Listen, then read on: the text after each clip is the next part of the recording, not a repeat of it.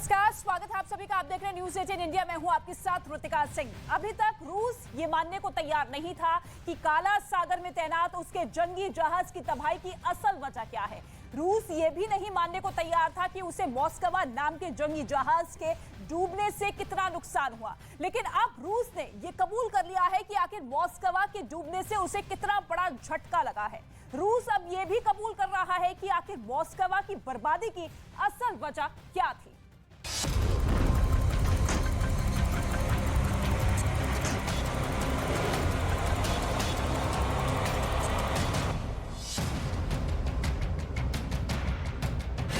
रूस का सबसे बड़ा कबूलनामा।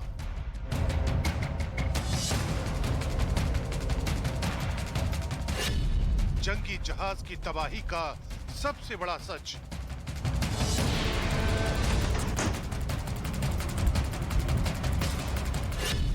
काला सागर में यूक्रेन के काल की अंत कथा।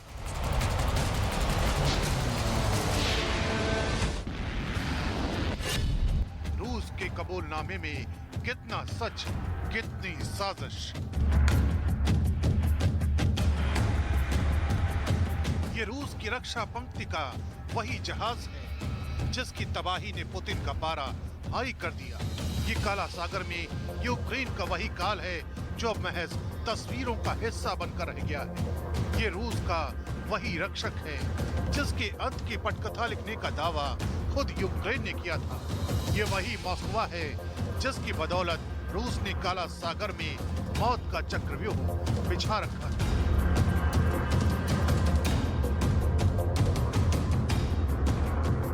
लेकिन इसी जहाज की तबाही रूस के गले की फांस बन गई। अभी तक न रूस इसकी तबाही का सच कबूल कर पा रहा था और न ही रूस ये बताने को तैयार था कि आखिर वो कौन सी वजह थी जिसने मॉस्कवा को समंदर की गहराइयों में धकेल दिया।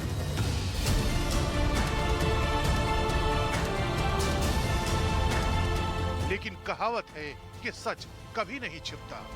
उसे लाख छिपाने की कोशिश की जाए वो बाहर आ ही जाता है। ऐसा ही कुछ इस बार रूस के साथ हुआ है। जिस सच को कबूल करने से रूस लगातार बच रहा था, अब वही सच रूस के रक्षा मंत्रालय ने कबूल कर लिया है। रूस ने पहली बार माना है कि 13 अप्रैल को तबाह हुए युद्धपोत में उसके एक सैनिक को अपनी जान गंवानी पड़ी। रूस ने पहली बार माना है कि मॉस्कवा की तबाही के बाद से उसके 27 सैनिक लापता हो गए। रूस ने पहली बार माना है कि उसने युद्धपोत से 396 लोगों को सुरक्षित निकाल लिया। इस दौरान रूस ने जो सबसे बड़ा सच कबूला है वो हैरान करने वाला है, क्योंकि इस बार रूस ने ये मान लिया है कि यूक्रेन के मिसाइल हमले से ही मॉस्कवा तबाह हुआ। लेकिन अभी तक रूस यही कबूल करने से बच रहा था। रूस दुनिया को ये नहीं बता रहा था कि उसे न तो मॉस्कवा के डूबने से बड़ा नुकसान हुआ और न ही यूक्रेन के हमले में जंगी जहाज तबाह हुआ। जबकि यूक्रेन ने दावा किया था कि उसकी 2 नेपच्यून मिसाइलें मॉस्कवा की तबाही की वजह बनी थी।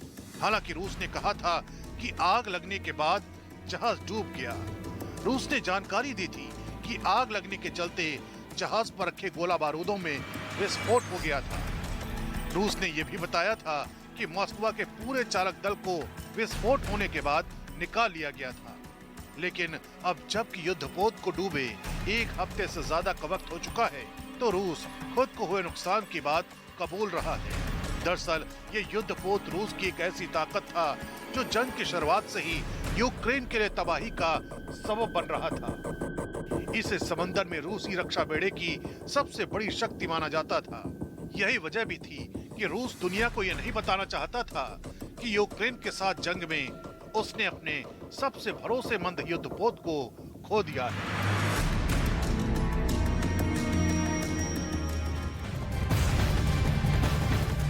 और यूक्रेन में ज़ेलेंस्की वो करने जा रहे हैं जिससे पुतिन की गर्दन उनके कब्जे में आ जाएगी। यूक्रेन से बहुत चौंकाने वाली रिपोर्ट्स आ रही है। माना यह जा रहा है कि मॉस्कवा के बाद ज़ेलेंस्की के टारगेट पर पुतिन की लाइफलाइन है। इस रिपोर्ट में देखिए कि आखिर पुतिन की लाइफलाइन क्यों खतरे में आ चुकी है और क्या अब ज़ेलेंस्की पुतिन को दूसरा झटका और भी जोर से देने वाले हैं।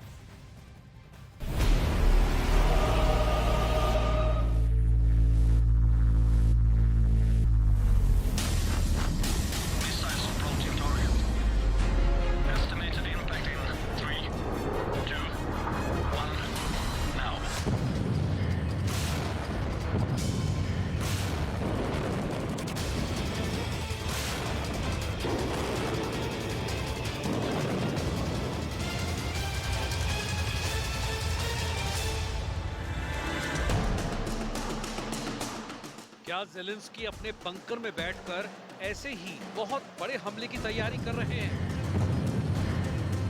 एक बार फिर देखिए, जब मिसाइल पुल से टकराती है तो कमांड सेंटर में धमाका कैसा नजर आता है।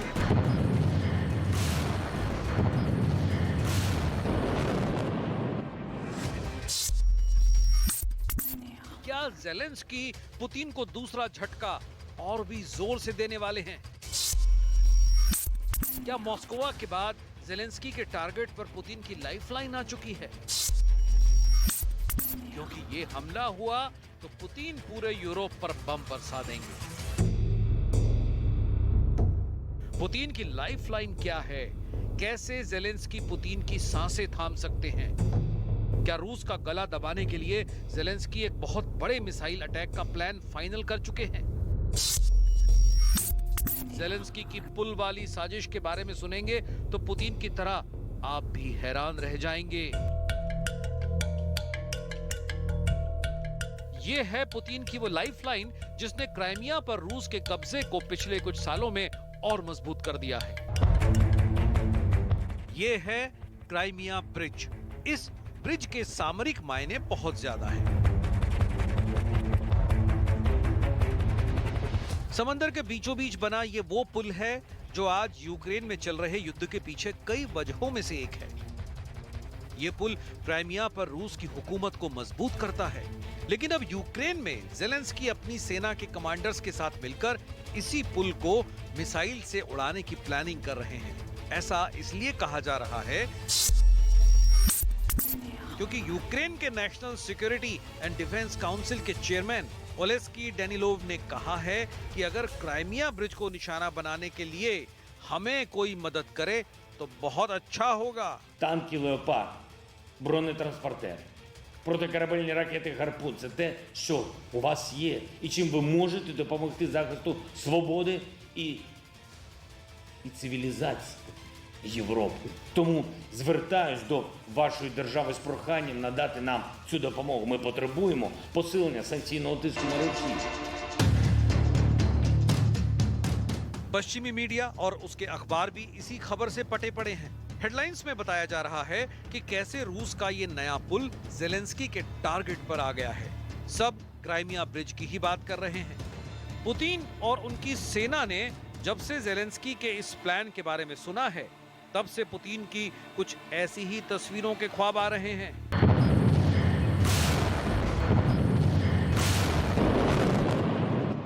रूस को खतरा है कि ज़ेलेंस्की क्राइमिया ब्रिज का भी वही हाल कर सकते हैं जो उनकी मिसाइलों ने मॉस्को का किया।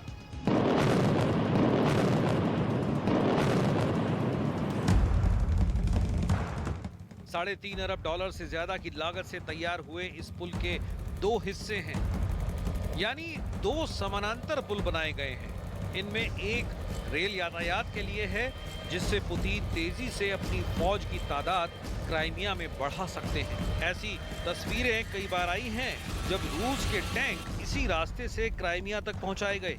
वहीं दूसरा रास्ता गाड़ियों के लिए है। क्राइमिया पहले यूक्रेन का हिस्सा था, लेकिन 2014 में रूस ने इस पर कब्जा किया और फिर यहाँ जनमत संग्रह करा के इस पर अपना हक जताया। 2014 में ही रूस ने इस पुल को बनाने का प्रोजेक्ट शुरू किया और 2018 में इसे तैयार कर दिया। खुद पुतिन ने इस पुल का उद्घाटन किया था। उन्होंने खुद ट्रक चलाकर इस पुल को पार किया था। ट्रकों का काफिला लेकर वो क्राइमिया गए थे। पुतिन का ट्रक ड्राइवर के तौर पर क्राइमिया पहुंचना रूस की ताकत का एक और मुजाहिरा था।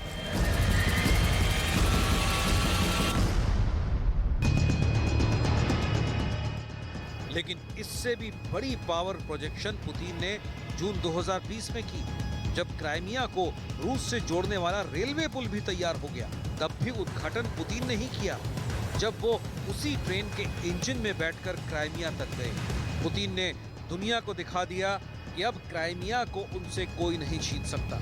अमेरिका और यूरोपीय संघ पुतिन की इस सीनाजोरी से बुरी तरह चिढ़ा हुआ है और आज भी वो क्राइमिया को रूस का हिस्सा नहीं मानता। अब सवाल है कि क्या ज़ेलेंस्की इसी पुल को टारगेट करके क्राइमिया की बेइज्जती वाला बदला लेंगे? सवाल ये भी कि अगर ज़ेलेंस्की ने ऐसा हमला किया तो क्या वो यूरोप को खतरे में डाल देंगे और नौबत वर्ल्ड वॉर की आ जाएगी? ऐसी नौबत क्यों आ सकती है? इस ब्रिज और इसकी पुतिन के लिए क्या अहमियत है, आप उसे देखकर बहुत अच्छी तरह समझ सकते हैं।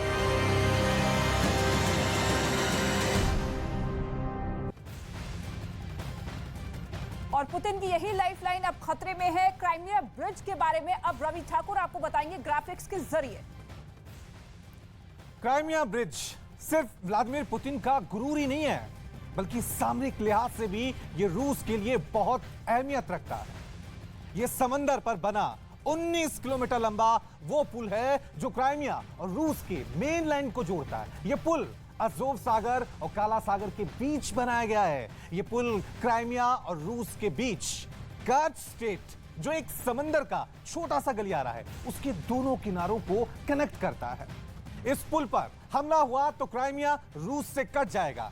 यह पुल टूटा तो क्राइमिया को किसी भी युद्ध में बचाकर रखना रूस के लिए मुश्किल होगा।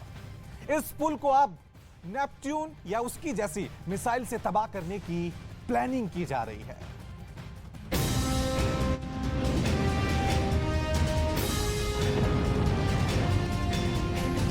अब देखिए कि अगर यूक्रेन ने फिर नेपट्यून मिसाइल से हमला किया और वो भी क्राइमिया के ब्रिज पर, तो वो अटैक कैसे लॉन्च किया जाएगा? नेपट्यून मिसाइल को यूक्रेन की फौज समंदर के आसपास उस किनारे से लॉन्च करेगी जहां अब भी रूस का कब्जा नहीं हुआ है। नेपट्यून को फायर किया गया तो वो कुछ इस तरह अपने टारगेट की तरफ बढ़ेगी। दुश्मन के रडार से बचने के लिए ये मिसाइल अपने टर्मिनल फेज यानी आखिरी दौर की उड़ान के दौरान समंदर की सतह से 10 मीटर की ऊंचाई पर उड़ती है। जब टारगेट करीब आता है तो ये 3 मीटर तक की ऊंचाई पर पहुंच जाती है। यही वजह है कि किसी वॉरशिप के क्लोज इन वेपन सिस्टम भी इसे आसानी से नहीं रोक पाते। यहां तो रूस का एक पुल है जिसे बचाने के ऑप्शन भी पुतिन के पास बहुत कम होंगे। इसका भी वही हाल होगा जो रूस के मिसाइल क्रूजर मॉस्कोवा का हुआ।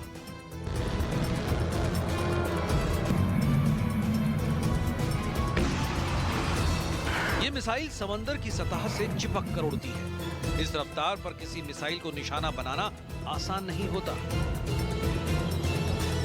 इसी तरह ये मिसाइल मॉस्कोवा के करीब पहुंच गई थी और फिर हुआ ऐसा धमाका जिसने रूस की नेवी को हिलाकर रख दिया।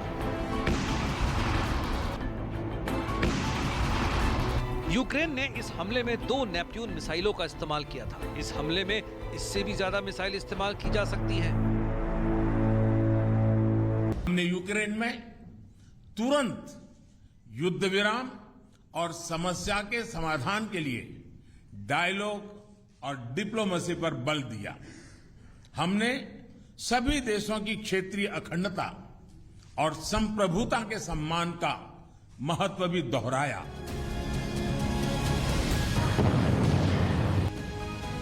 लेकिन रूस के सबसे खास वॉरशिप पर यूक्रेन का हमला पुतिन के लिए बहुत बड़ा झटका रहा है। और इस बात में कोई शक नहीं कि ज़ेलेंस्की इसे अब पुतिन के पुल पर भी दोहरा सकते हैं। Жаль, Росія відкинула пропозицію встановити великоднє перемир'я. Це дуже добре демонструє, як насправді керівники цієї держави ставляться до християнської віри, до одного з найбільш радісних та важливих свят. Але ми зберігаємо надію на мир, надію на те, що життя переможе смерть.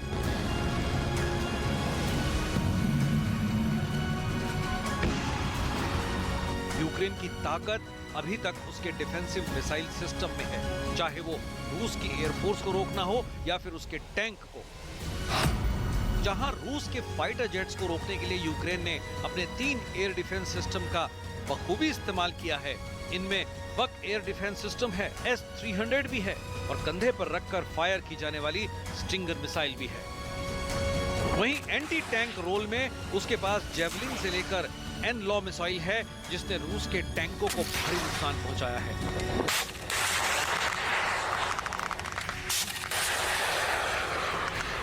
रूस ने अपना लैंडिंग शिप ओर्स खोया और अब फिर 13 अप्रैल 2022 को ओडेसा के पास ब्लैक सी में रूस का फ्लैगशिप मिसाइल क्रूजर मॉस्कोवा पर मिसाइलों से हमला हुआ। इसलिए यूक्रेन की धमकी को पुतिन कतई हल्के में नहीं ले सकते। वो अपनी 2 बहुत ही खतरनाक Neptune anti ship missile Moskva को डुबाने में इस्तेमाल कर चुका है। क्या अब ऐसे ही शोले पुतिन के पुल को भी उखाड़ फेंकेंगे? पूरी दुनिया की नजर अब क्राइमिया ब्रिज पर बनी हुई है।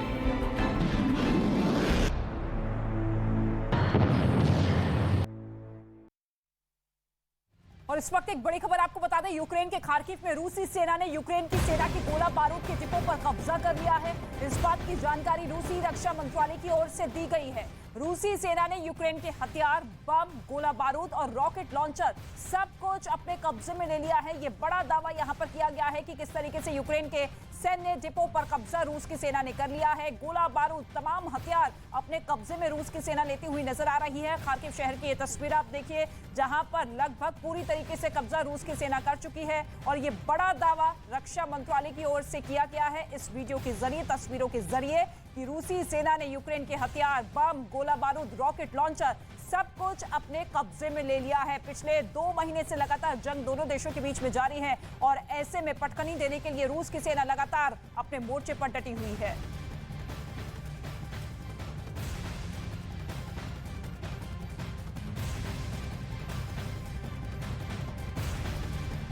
और इसके साथ ही खार्किव में रूस के हमले तेज हो चुके हैं। कल 56 बार मिसाइल से हमला किया गया है रूस की तरफ से।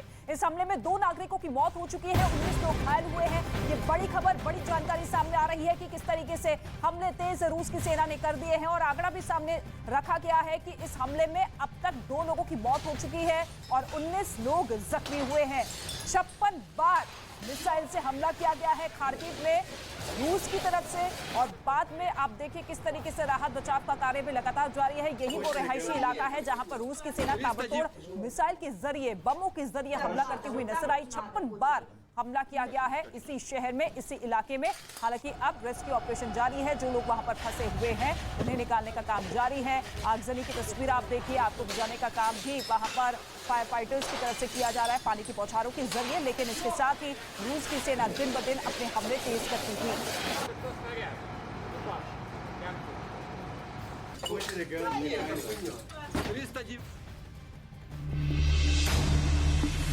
30 साल बाद शनि की सबसे अनोखी चाल, थमेगी यूक्रेन रूस की जंग या विश्व युद्ध रहेगा होकर? क्या चाइना को लगेगी दुनिया की हाय? कैसा रहेगा देश दुनिया का हाल? बताएंगे देश के 24 सबसे बड़े ज्योतिषाचार्य टीवी पर पहली बार। देखिए शनि वॉर दोपहर 2 बजे सिर्फ न्यूज़ 18 इंडिया पर। सड़क पर लगातार हो रहे धमाकों से पूरा इलाका थर्रा उठा। विस्फोट इतने जोरदार थे कि चंद मिनटों में पूरा आसमान धुएं से भर गया। सामने आई तस्वीरों में कुछ टैंक जंग के मैदान में आगे बढ़ते दिखाई दिए, लेकिन इससे पहले कि वो अपने प्लान में कामयाब हो पाते, एक मिसाइल गिरी और उनके परखचे उड़ गए। ड्रोन से ली गई तस्वीरों में जंगल के बीच जेड निशान वाले टैंकों का एक काफिला भी नजर आया, जिनमें कुछ टैंक जलते दिखे। यूक्रेन ने दावा किया कि उसके इस हमले से रूसी सेना को काफी नुकसान पहुंचा। उधर यूक्रेन ने दावा किया कि उसने रूस के बेलगरद शहर के एक गांव में पुतिन के टैंकों की कब्रगाह ढूंढ निकाली। और अपने इस दावे को साबित करने के लिए यूक्रेन ने सबके सामने कुछ सैटेलाइट तस्वीरें भी पेश की, जिनके जरिए यह बताने की कोशिश की गई कि रूस के बेलगरद शहर के जिस गांव में तबाह हो चुके रूसी टैंक उसे मिले, वहां जंग से पहले कुछ नहीं हुआ करता था। यूक्रेन का दावा है कि उसके जासूसी ड्रोन ने इस जगह का पता लगाया, जिसके जरिए उसे यह पता लग सका कि दुश्मन का इस युद्ध में जबरदस्त नुकसान हुआ है। यूक्रेन ने खुद को दुनिया के सामने साबित करने के लिए 2 तस्वीरें सबके सामने रखी, जिनमें एक को उसने जंग से पहले की बताया और दूसरी तस्वीर को युद्ध छिड़ने के बाद 17 मार्च की। दोनों में फर्क ये दिखा कि पहली तस्वीर में गांव की जमीन का वो हिस्सा खाली दिखा, जबकि दूसरी में रूस की कई सैन्य गाड़ियां वहां खड़ी नजर आईं। और वो भी जर्जर हालत में। यूक्रेन ने दावा किया कि वहां रूस की फौज की जली हुई 57 गाड़ियां खड़ी हैं, जिनमें 17 टैंक हैं। वो भी जर्जर हालत में। यूक्रेन ने दावा किया कि वहाँ रूस की फौज की जली हुई 57 गाड़ियां खड़ी हैं, जिनमें 17 टैंक हैं। इसलिए उस जगह को यूक्रेन ने पुतिन के टैंकों की कब्रगाह बना दिया। कहा जा रहा है कि उनमें कई मार्च के आखिर में यूक्रेन के सुमे शहर में रूस के धावा बोलने के बाद लौटी हैं। यूक्रेन के खुफिया विभाग का कहना है कि रूसी सेना के वो टैंक वहाँ इसलिए खड़े किए गए क्योंकि वो अब पुतिन के काम के नहीं, उनकी अब मरम्मत नहीं हो सकती है और उन्हें फिर से जंग के मैदान में नहीं उतारा जा सकता है। वहीं मारियोपोल में जंग हारने के बाद यूक्रेन के जवान खार्किव में डट गए। पिछले 1.5 महीने में वहां रूसी सेना के हमलों ने पूरे शहर का नक्शा बदल कर रख दिया, लेकिन यूक्रेन के जवानों ने हिम्मत नहीं हारी और वो पुतिन की सेना को मुंहतोड़ जवाब देने के लिए मैदान में उतर गए। इस दौरान ये जवान वहां की एक बिल्डिंग में छिपे अपने दुश्मनों को खदेड़ने के लिए टैंक से गोलों की बारिश करते नजर आए। ऐसा कर उन्होंने इस सरकारी इमारत को आजाद करवा लिया। मगर वहां हुए हमलों से उस इमारत का हुलिया पूरी तरह बदला नजर आया। हालांकि बाहर से तो वो ठीक ठाक ही नजर आई, लेकिन जब यूक्रेन के सैनिक उसके अंदर पहुंचे तो उन्हें जगह जगह तबाही के निशान दिखे। ऐसे में इन जवानों को मलबे के ढेर से ही आगे बढ़ना पड़ा। बताया गया कि इस बिल्डिंग में कई सरकारी विभागों के दफ्तर हुआ करते थे, लेकिन पुतिन की सेना ने अपने ताबड़तोड़ हमलों से सब तहस नहस कर दिया। इतना ही नहीं, वहां कई गाड़ियां भी गोलाबारी से कबाड़ के ढेर में बदली दिखी। यूक्रेन युद्ध के बीच चीन के डबल गेम का पर्दाफाश हुआ है।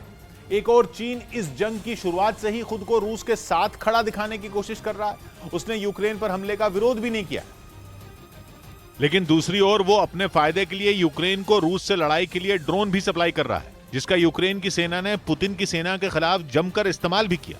वहीं यूक्रेन ने चीन पर यही ड्रोन रूस को भी बेचने का आरोप लगा दिया। साथ ही चीन से रूस पर इन ड्रोन के इस्तेमाल पर रोक लगाने की मांग कर दी और यूक्रेन के इन आरोपों ने चीन के षड्यंत्र का भंडाफोड़ कर दिया। हालांकि चीन तो पहले ही रूस और यूक्रेन के बीच युद्ध को भांपकर पहले ही इससे फायदा लेने की कोशिश में जुट गया था, जिसके लिए उसने जंग की शुरुआत से ठीक पहले रूस के साथ गेहूं, गैस और कोयला खरीदने का करार कर लिया और युद्ध की वजह से इनकी कीमतों में उछाल के बाद उसने इनकी जमाखोरी शुरू कर दी ताकि बाद में इन्हें महंगे दामों पर बेचा जा सके।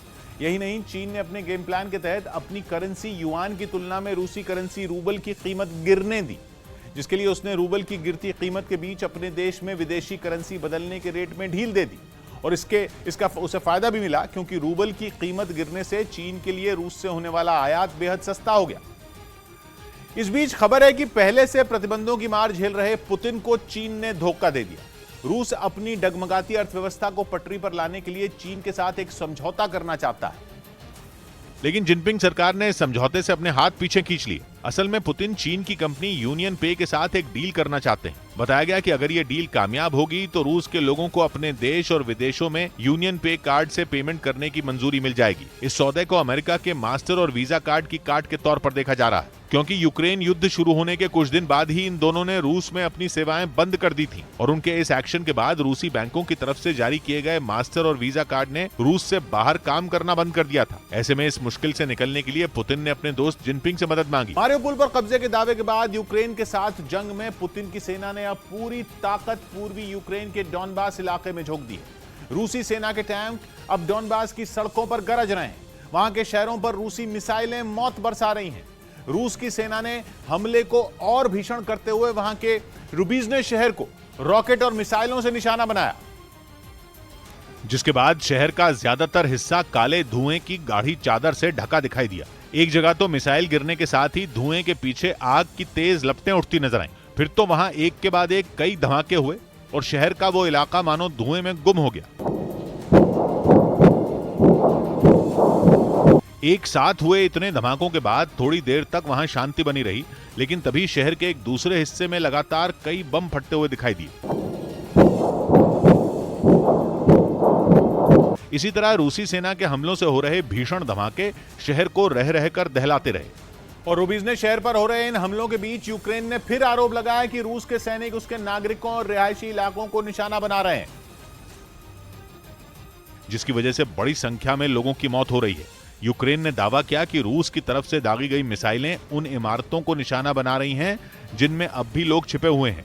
हालांकि रूसी सेना की तरफ से यूक्रेन के इन आरोपों को नकार दिया गया, लेकिन रुबीजने शहर पर हमला होने के बाद वहां से बचकर निकले एक आदमी ने बताया कि रूसी सेना के हमलों में शहर पूरी तरह तबाह हो गया।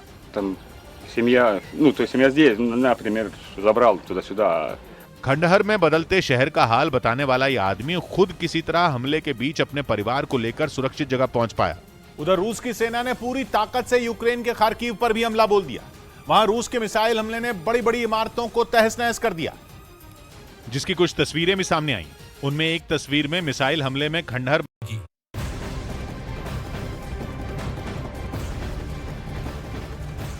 और इस वक्त एक बड़ी खबर आपको बता दें, यूक्रेन युद्ध पर सबसे बड़ी जानकारी खबर सामने आ रही है। मारिउपोल में सबसे ज्यादा हमले हुए हैं। रूसी हमले में 20,000 लोगों की मौत हो चुकी है। इस वक्त ये बड़ी खबर, यूक्रेन के अधिकारियों ने ये बड़ा दावा किया है कि 20,000 लोगों की मौत हो चुकी है। यूक्रेन युद्ध पर यह सबसे बड़ा दावा किया गया है। मारिउपोल में सबसे ज्यादा तबाही मची है रूसी सेना के हमलों से और अब तक 20,000 लोगों की मौत हो चुकी है। ये आंकड़ा अधिकारियों की तरफ से जारी किया गया है कि किस तरीके से रूस की सेना लगातार कहर बरपाती हुई नजर आ रही है मारिउपोल शहर में, और रूसी हमले में अब तक 20,000 लोगों की मौत हो चुकी है। यूक्रेन के अधिकारियों की तरफ से यह बड़ा दावा किया गया है, आंकड़ा सामने रखा गया है कि रूस की सेना हर चीज को तबाह करते हुए आगे बढ़ते हुए और 20,000 लोगों की मौत हो चुकी है अब तक।